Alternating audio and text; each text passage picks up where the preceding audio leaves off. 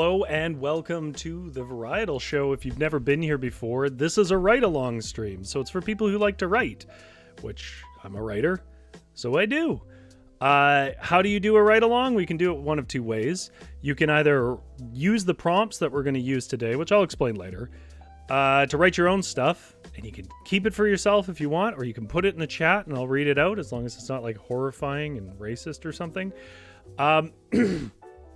Or if you're not the kind of person who wants to write your own stuff on your own, you can put your own messages in the chat about things you think I should write about. Well, I put together my little short stories based on our prompts. And that's basically all this is. It's basically we take prompts and then we collectively come up with some stuff that's fun and creative in writing. So if you don't like writing, try one of our other streams. Tuesdays we do old folk tales, fairy tales, weird fiction, horror, stuff like that. Old tales told in a sort of radio style with sound effects and so on. You can do that on Tuesdays. If you just like reading like professional lit books and then talking about them, if you're like a book fan, Wednesday right now from yesterday on for another 2 weeks, we do the Big Van Book Club, and we're currently reading Junie by Shalene Knight. And it is an excellent book about a young black girl living in Vancouver in the 30s in a place called Hogan's Alley. So a semi-fictional, I guess. But tonight is about writing. So this is a write-along stream, which means that we're going to play a lit game, which is just my way of saying that we find ways to come up with sort of random prompts and write using them. If you are interested in the results of that, but you don't really care about the process of creating it, and you're not watching it live, because obviously it's live for me right now, check the description below. There'll be timestamps. You can jump ahead to whatever part interests you the most and skip off over anything that doesn't. And I see that chat is already getting lively. Big Drew says crunchy snow is crunchy. Crunchy, crunchy, crunchy. We don't get a lot of crunchy snow in Vancouver. When we do get snow, it's pretty wet. Jenna's here. Hello, Jenna. Big Drew says, Rory, how was the leftover Halloween candy? Should I keep the fiction going, or should I admit that I have none? I did actually end up buying some from a local candy shop that they kind of make their own candies, and they had a pretty steep discount on a bunch of... They were like kebabs, but they had their own jellies on it, and they had a jelly on it that had like little skull face painted in with icing and stuff, and they cost like $2 each, and I got like 3 of those. That was my Halloween candy, but that was a few days ago. How about you guys? How does an adult... When you're a kid, you get a bunch of candy, right? But when you're an adult, there's like... You feel like you got to kind of justify it. You get less selection. You might get more of it, but you get less selection. GS is here and says, good evening. Good evening, GS. Jenna says, she was a little busy, but always happy to attend when she can. Always happy to have you when you can. Nobody's obligated to be here, but I appreciate everyone who does. And if you're just lurking in the background, I see you peeking over my bushes, and I do not mind your lurking. Which means that I should probably just get to the point, right? That's not really what we do here, but why not? Which means that I need to tell you about this week's lit games. So lit game stands for literature games, and it's basically just expressive games. It's stuff I come up with that gives us prompts to work from. Some of them are more like a personal challenge for me that chat drives, and some of them are sort of like we're all working together to come up with something funny or at least engaging about stuff. And what we're going to do today is Rory's Story Cubes. Now we've done Rory's Stories Cubes twice before on the streams, once in September and once in October, because I try to do things that are fun about once a month until they're not. And what they are is they're cubes that have these little symbols on them. They're kind of intentionally abstract. Some are a little more literal symbols.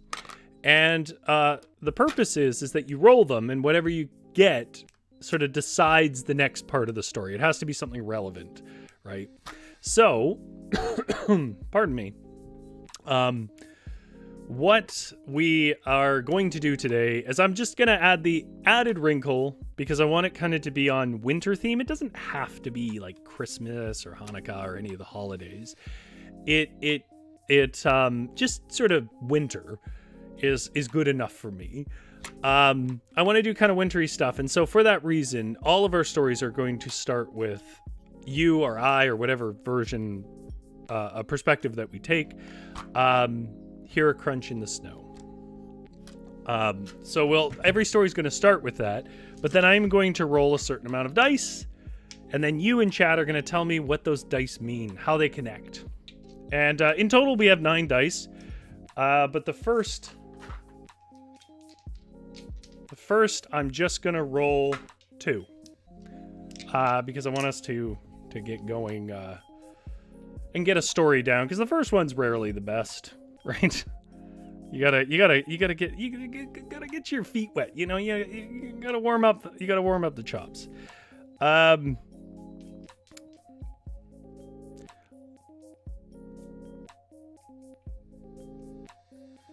Big Drew says Lou and Nancy finished off their snowman with an ascot previously worn by Lou's grandfather. As the clock struck midnight several hours after the siblings had gone to bed, the clear sky shone. Ooh. He's already getting to the stories.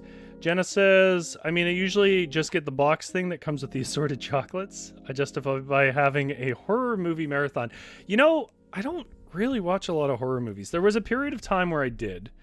And I was like in sort of late high school, early 20s. I watched UPN 11, which I don't even think is on anymore. I don't know. Used to run constant throughout December. October, bad horror films. So I used to watch those. But what I do now is I watch like the Simpsons Treehouse of Terrors, at least the ones that I knew from my childhood and up into almost university. When I, kind of fell off after that, but that's at least my ritual. The other thing that I tend to watch is like Alien, because I think that's a great movie. Okay, I'm going to roll my 2 dice, and then I'm going to ask chat. Keeping in mind that the opening sentence here is going to be... Let me just... No, sci-fi postcard stories were last week. Although, by the way, I turned one of our sci-fi postcard stories that we came up with last week into an actual story. It's similar, but quite different, called The Sliver, and it's up on my website right now, which is varietal-literature.ca, but you can click links down below. The link down below is going to take you to the most recent one. I've been productive this week, which is Follow the River Home, which is a horror postcard story that I think I might actually do a reading and edit it for, because I think it's creepy enough to justify it. Story 1. Remember that our first sentence is... I heard a crunch in the snow ahead. So there's lots of places we can go with this, right? Like, it could be fairies, it could be killers, it could be Santa Claus. This is what I rolled. An eye and a cell phone. So, chat, keeping in mind that we are opening sentences, I heard a crunch in the snow ahead. What is our story, at least at the beginning, going to be about? Of course, things change in the writing. What does that mean to you? There's a little eye there and what seems to be a cell phone. You can interpret it however you want. It doesn't mean it is those things. Jenna says, apparently is Reddit, which is great. I really like the Follow the River Home, very folk horror vibes, which is my fave kind of horror. Yeah, it's got a kind of almost... poetry cadence. If I was a braver man, I might have actually made it a poem, but instead it just has poetic moments. But yeah, we got our eyeball and our phone. So I heard a crunch in the snow ahead.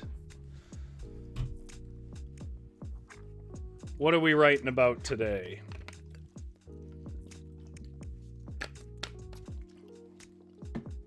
I have a lot more like traditional, speaking of like horror movies or seasonal movies, I have a lot more like Christmas movies I watch. I think the two that I like the most are, or at least are like most driven into me as like Christmas movies is Christmas Vacation, National Lampoon's for Christmas Vacation, which is more of an acquired taste, I think, though quite popular. It's not like it's not. But the other one is Muppets Christmas Carol, and I won't have anybody telling me that that's anything but great. There are other Christmas movies I like, but those are the two that are like essentially cheer. All right, eye and cell phone. So I heard a crunch in the snow ahead.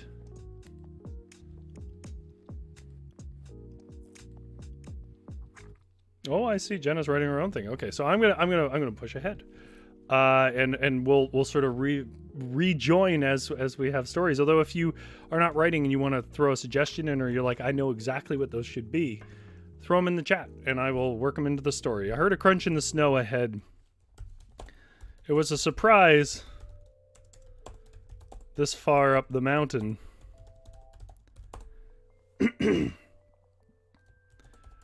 I hollered. Wait.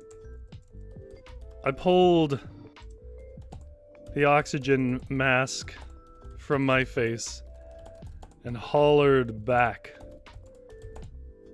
to my peers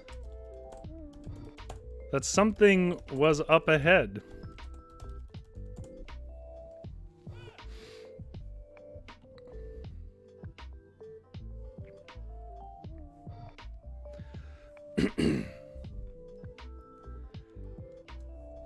They were obviously incredulous.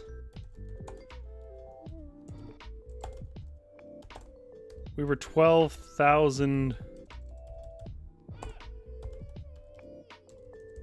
meters up the side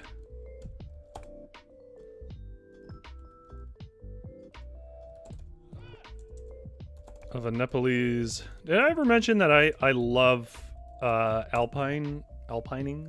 I was going to do some alpining, and then like my foothold in it, like my chance to sort of learn the basics, and then would give me a chance to connect other people in the club, because it's all like club run. It's kind of like folk knowledge that gets passed around.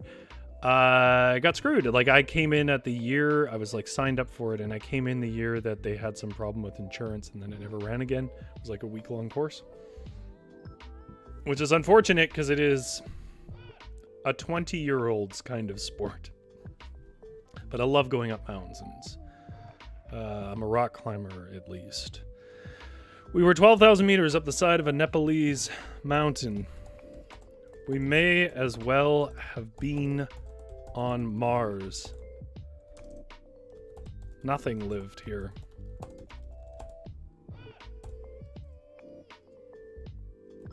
They couldn't hear me over the wind, though. So I waited as they kicked steps.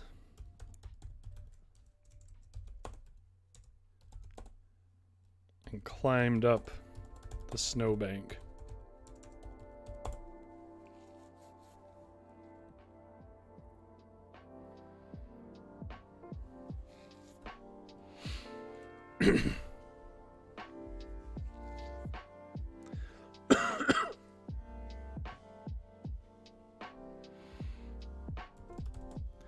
They caught up and said,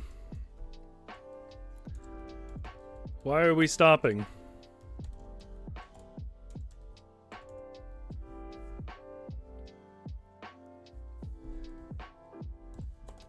The weather turn?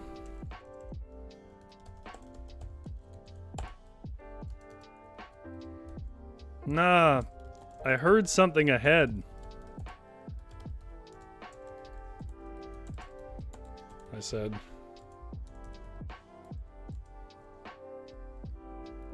Josephine raised an eyebrow and said, "You heard something in your head, maybe. There's nothing up here."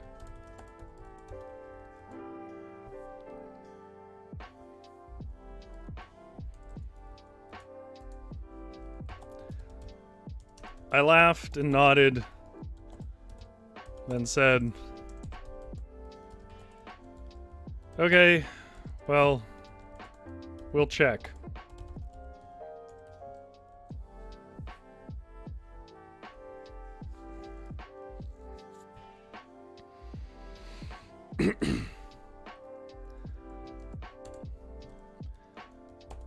As we pressed forward, I saw something like a single footfall.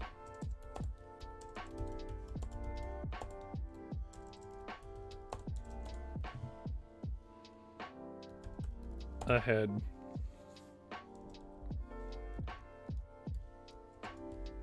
Punched down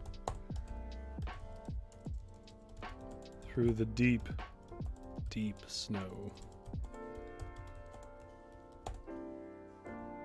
We pushed slowly through the thin, biting cold air and crowded around the rectangular pothole.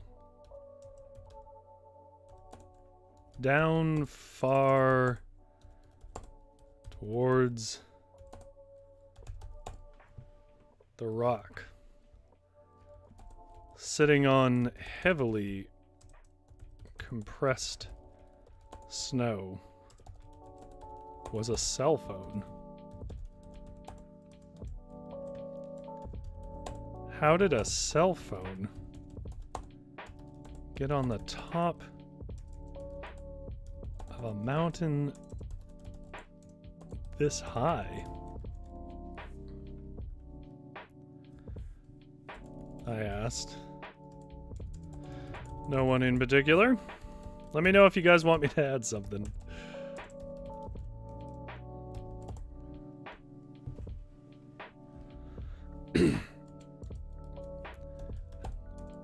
And why did they throw it down so hard? Josephine added. George was ever silent, but had become distracted.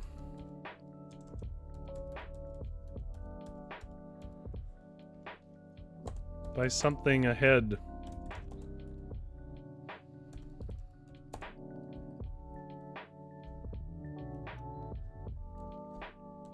He turned. He screamed, I guess, and spun around, flinging a severed eyeball from his fingers.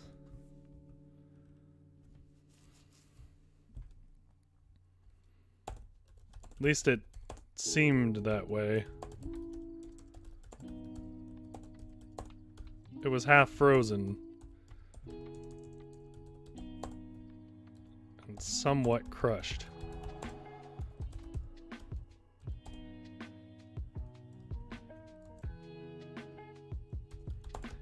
How did a cell phone and an eyeball get on top of a mountain? Said Josephine.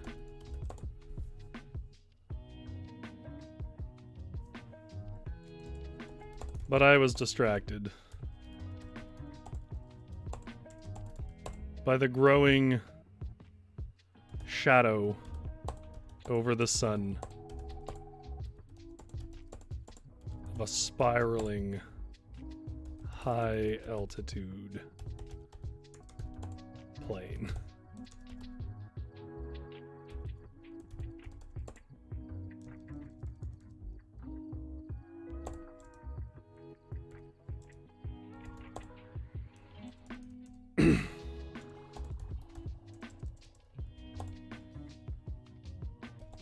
I didn't get a chance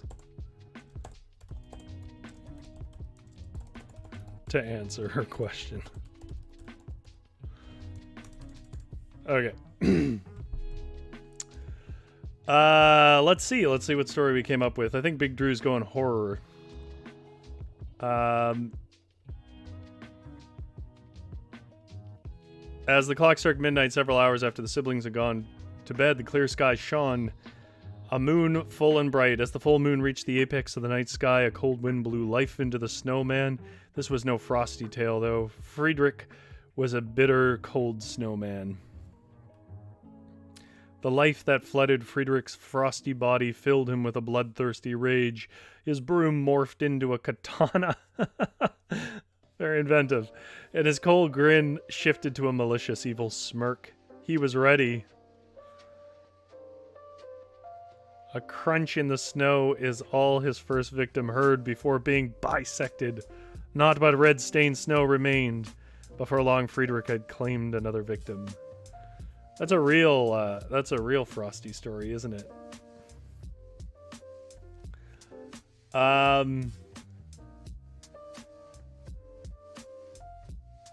Jenna says, I groaned, they never make jean pockets big enough, and lo and behold, cell phone flying out, and then under the wheel of the oncoming snowplow. Oh no.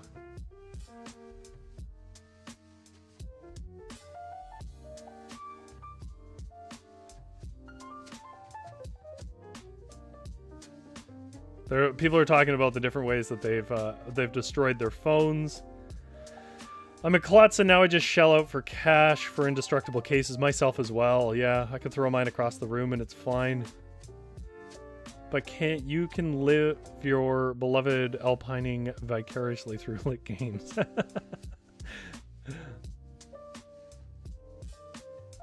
Gia says, oh no, never check.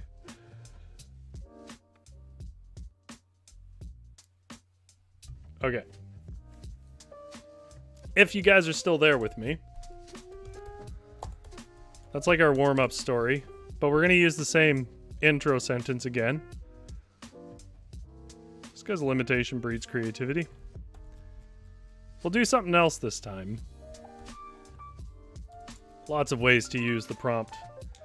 But this time I am going to roll... 4 dice.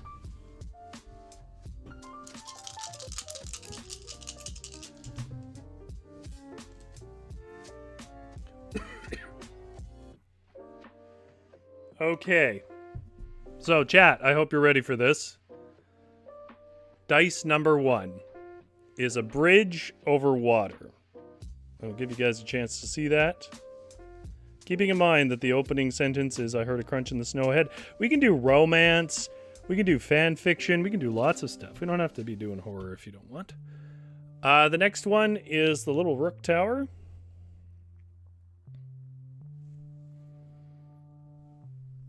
The one after that is a sheep, which I don't think we've gotten before, and I like sheep. And then the last one is whatever you want to interpret that to be. So put all together. Let's see if I can hold this. Last time this was very hard to do. There we go. Surprising amount of work for my shoulders. Those are the dice that we came up with.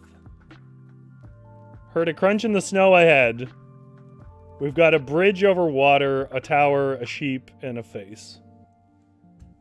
I mean, there's definitely a kind of like rustic vibe here with the tower, the bridge, and the sheep.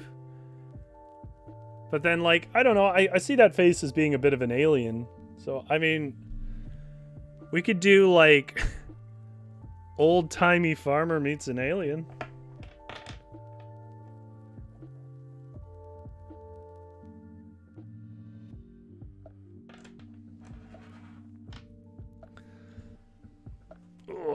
Big Drew says bridge over water, sheep, tower, and face.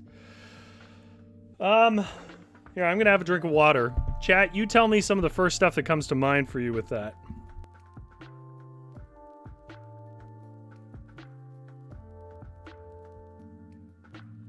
I like this. Except I'm not too sure. Like, I feel like I've heard of Mothman, but I'm not too sure I know Mothman that well, Jenna.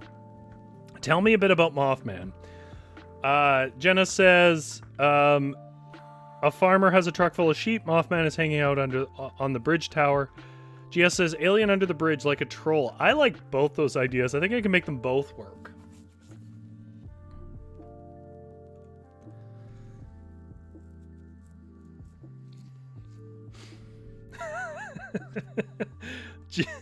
Jenna says, what happens next? Bridge collapses. Sheep and farmers saved by Mothman.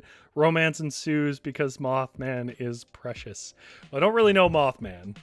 I seem to remember him being a horror character. But we could have romance in this. But let's start. Okay, I heard a crunch in the snow ahead. This old bridge was the worse for its wear. But the story was, it was built by the Romans.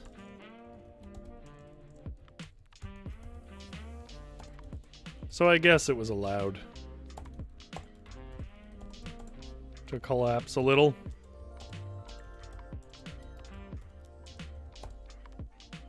Still, since old Bessie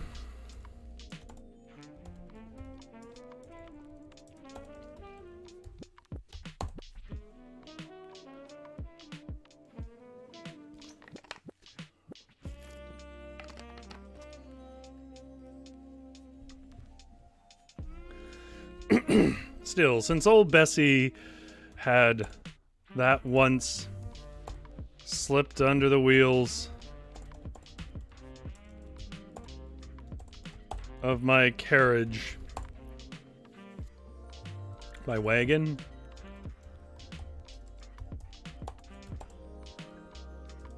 I was always worried that strange noises meant the sheep had slipped their leads in the wagon.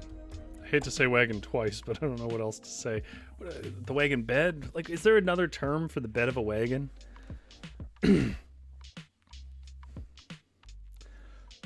says Mothman has been very cutified by the cryptid community. At this point, I don't know why it surprises me that there's a cryptid community, but it does. Is this like a fan page for cryptids? Because moths are cute. Basically, Mothman is just a giant moth, humanoid guy. Sometimes the story gets mixed in with the Jersey Devil. Oh, yeah, well, there's... Do they also cutify the Jersey Devil?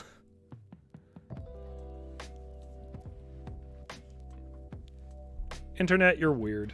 You're a weird place. I grew up with you and you still feel like an alien land.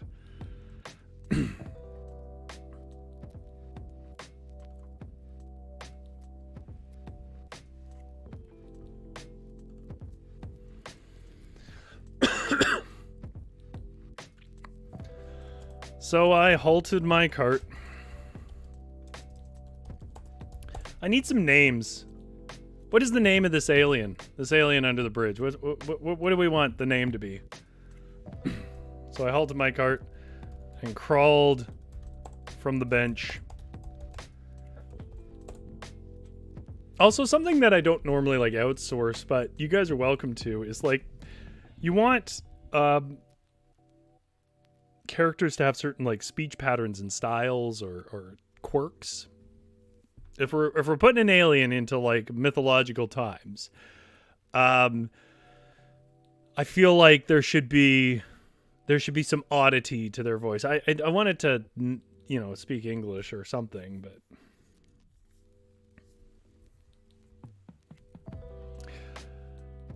but so I halted my cart and crawled from the bench seat, from the seat of old pine.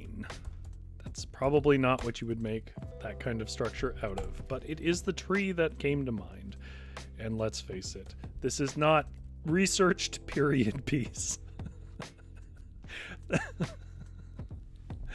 I should at some point write a period piece just on my very bad understanding, my TV level understanding of what that time was like. The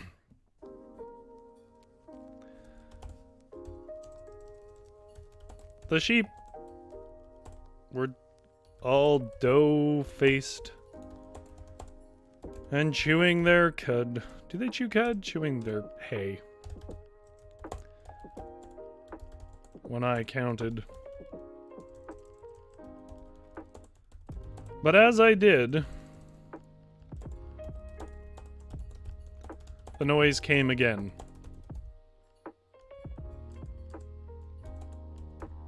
I checked either side of the bridge.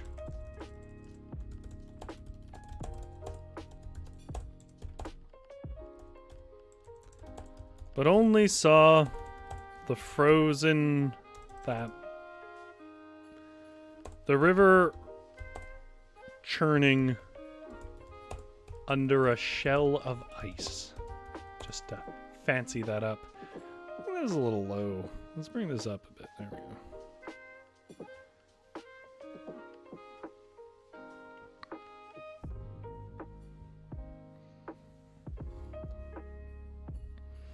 Oh man, we're getting some good names. Finnois, Moshier, Ladna, Lacuna Beast, Labette. Jenna says maybe they have a voice that has a strange static sound to it. Imagine Radio Chanter would sound freaky to someone who has never heard it before. Or like a voice that seems to echo itself. I do like the idea of it echoing itself. I checked either side of the bridge, but only saw the river churning under a shell of ice. However, I did catch a figure in the reflection.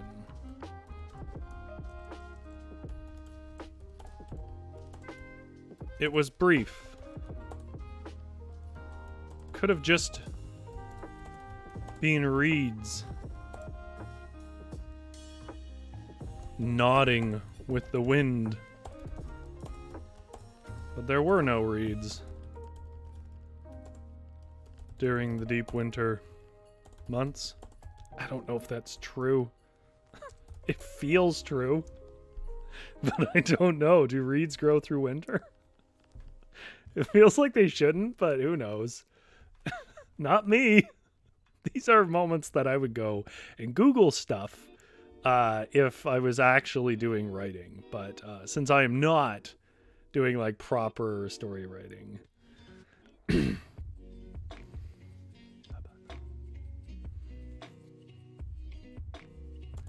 Still, it was a dangerous place for someone to be. So I hollered down, "Ahoy! You got yourself stuck down there."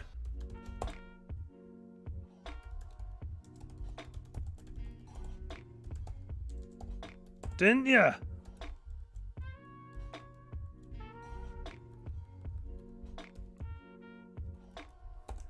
Fella, you ain't need to be... Fella, you don't need to be... Wait, no, needn't. You needn't be hiding from me. I'll grab a line. Tug you free.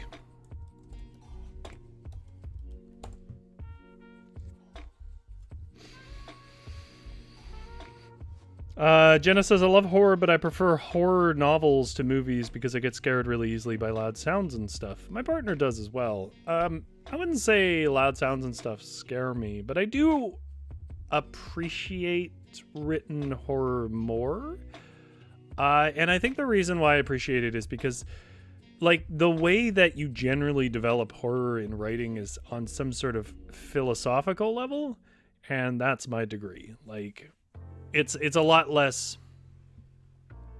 Movies can get away with, like, just showing you things you're afraid of, basically.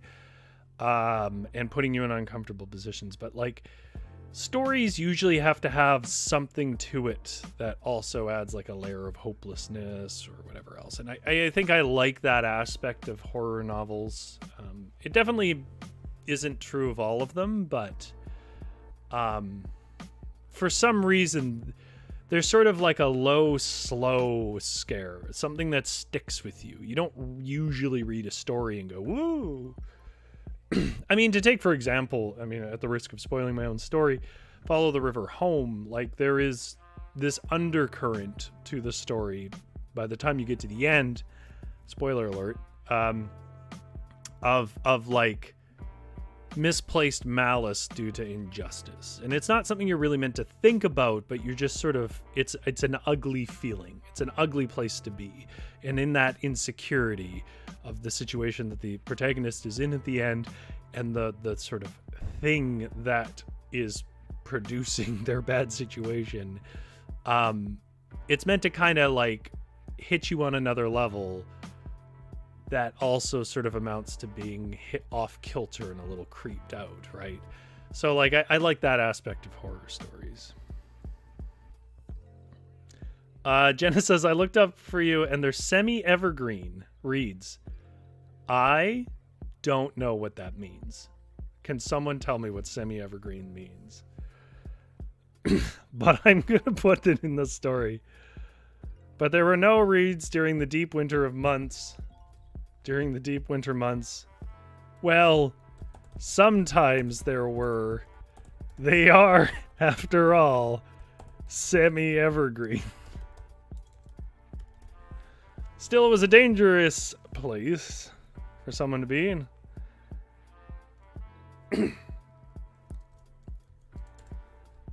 Now, I was not prepared for the creature that popped its head out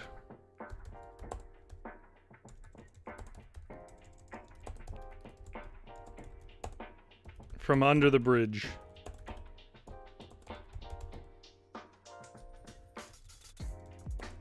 I'd say it were a troll, but it hadn't a nose. I'd say it were a gremlin,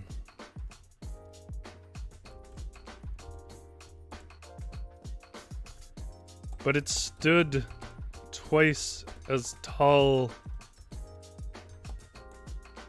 as a man.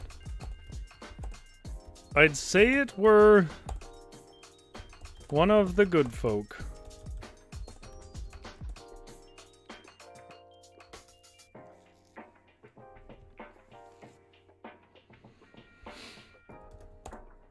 But it spoke with unblinking eyes from a face of feathered hairs and lizard skin, in such a way I'd never heard. It hissed and popped and crackled like Rice Krispies. Imagine if Rice Krispies hissed. Like, instead of pop and crackle, you poured it and it just went scare the hell out of yourself. It hissed and popped and crackled, speaking words with a spreading, jellied pair of circular lips, but somehow echoing inside my head like a vibration to the molars.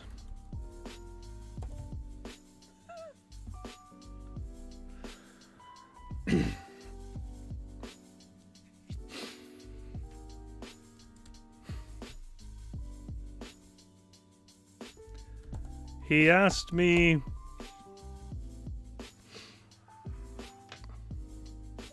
if I was meat.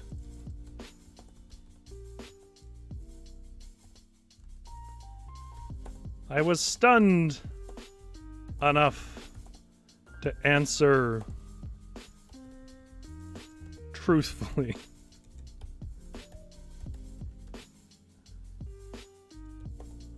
By saying, well, parts of me.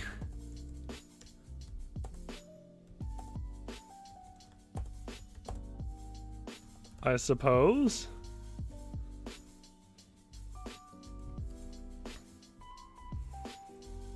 He then offered me a strange bolt of glimmering cloth in exchange for some parts of meat.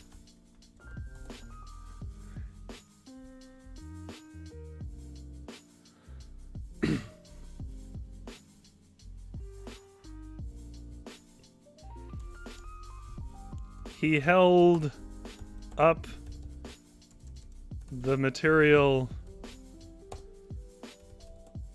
with something like a smile, but if it were observed from a cursed mirror.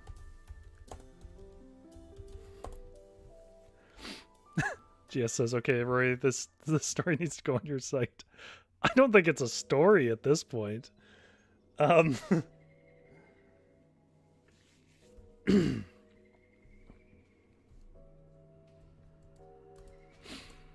I squealed, and it startled, then screamed back, and its back burst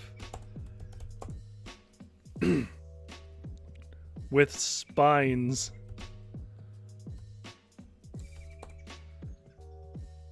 That shot clean through the cobblestone rocks of the bridge.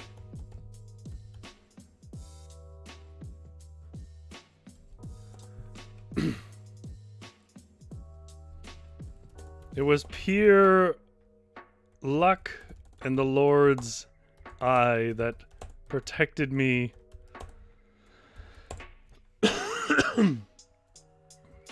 by his pure luck and the Lord's mighty tower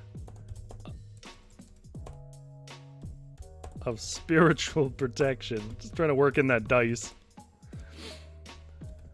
That protected me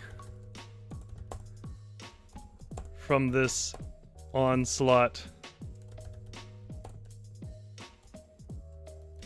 When I peered over the edge of the bridge,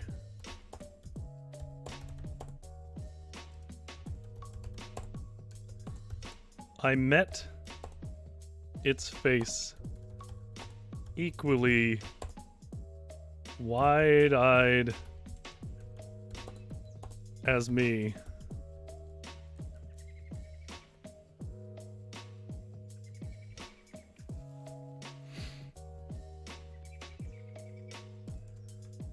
I don't know why I didn't run.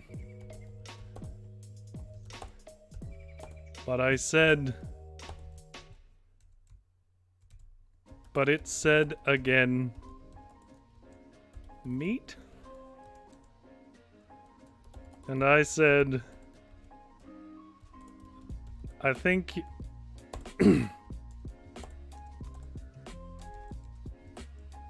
You took out all my sheep. So maybe you can have that one.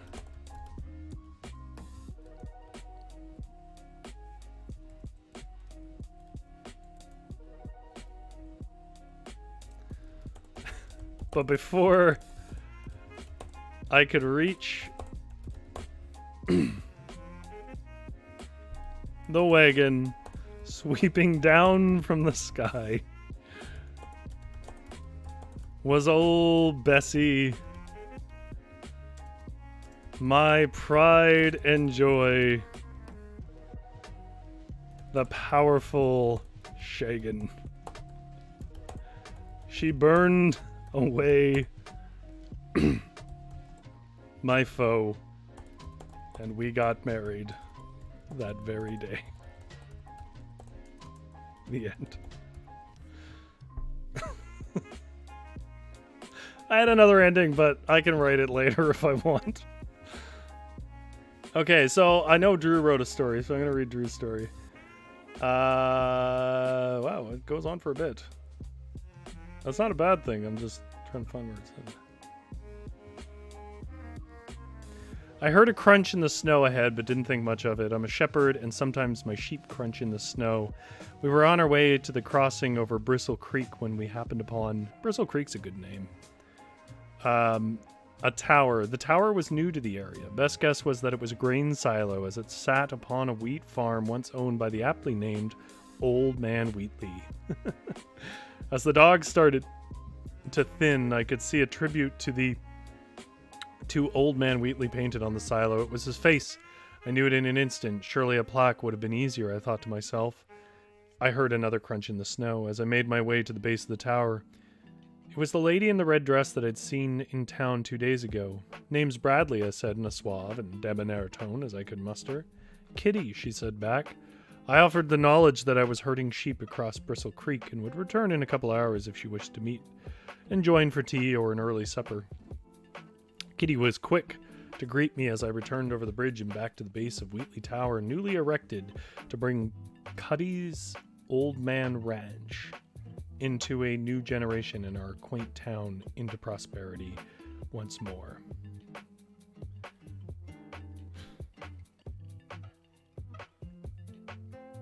I honestly thought that would go somewhere dark, but I'm kind of glad that didn't. That was very charming. Big Drew says, I misspell my own name sometimes. I'm a fast typer, and sometimes... Yeah, I think that happens to me as well. Jenna is like, this person has no common sense. Angry at the person, and then there's a lot of joy that the Shagan is back. I need to draw the Shagan getting married. Yeah, if you draw the Shagan getting married to an old sheep farmer, then I will show it on the show next week. Well, you got to send it to me as well. There are multiple stages to this. Cuddy's Old Man Ranch dressing, says GS. Well, that was fun. I was going to do a third story, but I don't know if I have a third story in me. I've been doing a lot of writing this week, and so that kind of can sometimes empty the tank a bit. Which I guess means that it's time for me to go back and read back the stories we have. I think this last one went on a little long, so it probably fills the blank. Okay. If you're jumping ahead to this section, it means that you're here to hear just the stories that I wrote, which of course involved the contributions of the crowd, but also involved rolls of these little dice, which have symbols on them. They all start with the sentence, I heard a crunch in the snow ahead, and they include the things that we rolled on the dice. The first story had 2 dice. The second story had 4 dice. Also,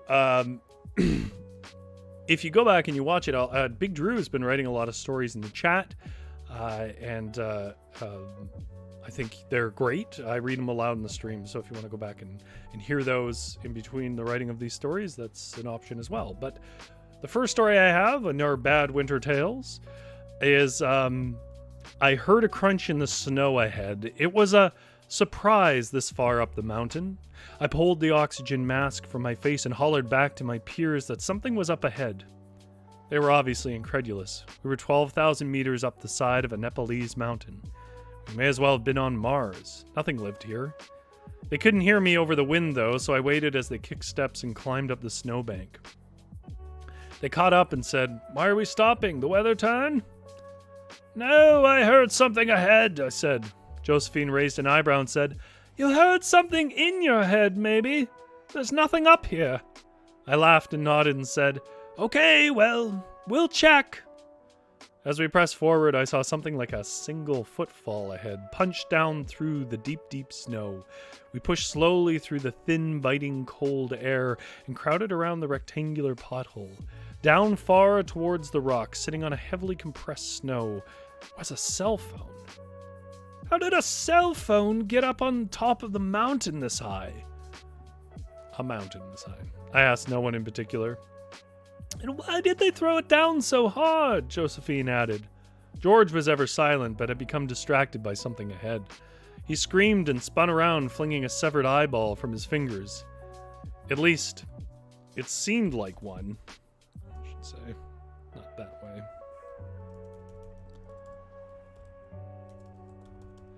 It was half frozen and somewhat crushed. "How did a cell phone and an eyeball get on top of a mountain?" said Josephine. But I was distracted by the shadow over the sun of a spiraling high-altitude plane. I didn't get a chance to answer her question. That's our first story. Story 2 is far stupider.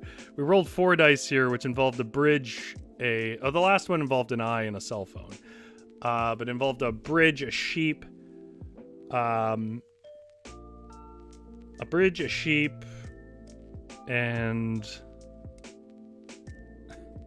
this is how bad my short-term memory is. A bridge, a sheep, an alien face,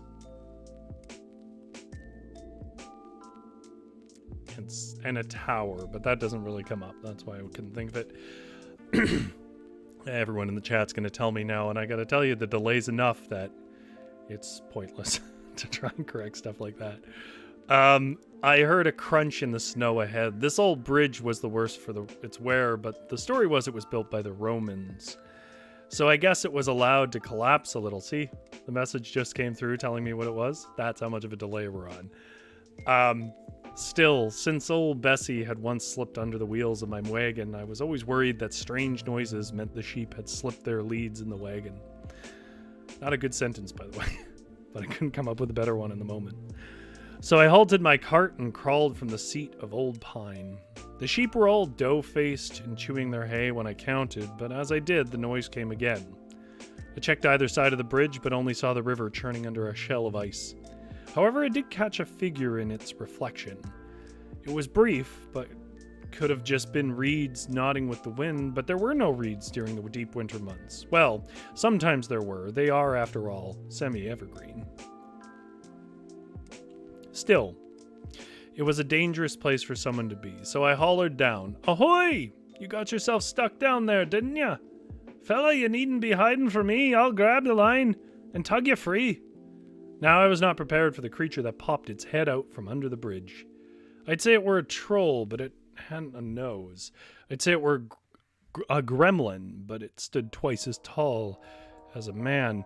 I'd say it were one of the good people, but it spoke with unblinking eyes from a face of feathered hairs and lizard skin in such a way I'd never heard.